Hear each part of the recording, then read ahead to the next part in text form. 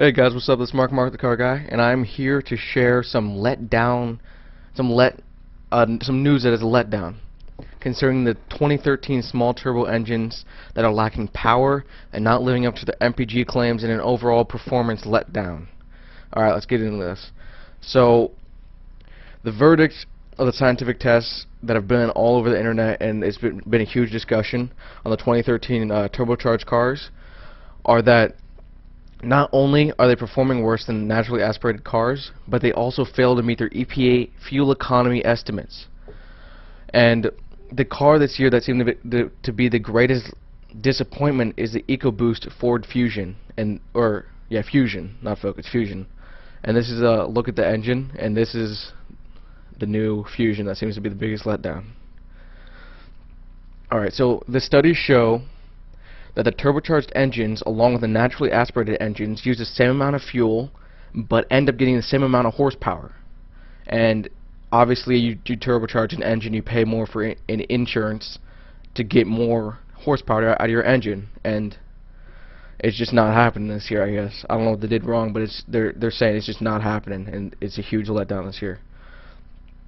So you just end up spending more in insurance, like I said, for a quote-unquote turbocharged engine, but it doesn't really do anything. It's the exact same as naturally aspirated engines, while not getting the performance of a quote-unquote turbocharged engine.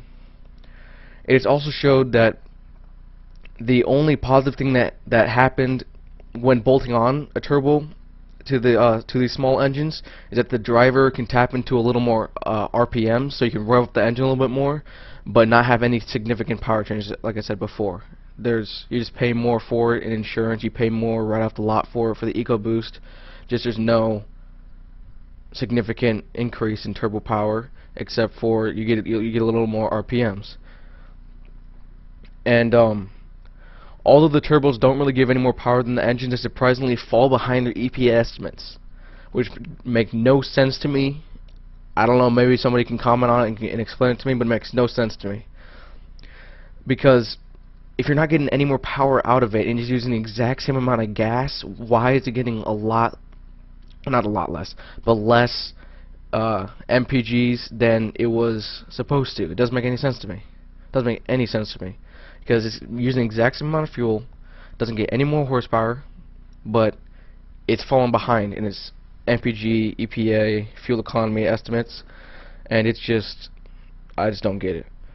So in conclusion, the turbocharged engines take up just as much gas as naturally aspirated engines, but don't give you any more power, but it does give you a little bit more RPMs. It is not worth the money. Do not buy this car.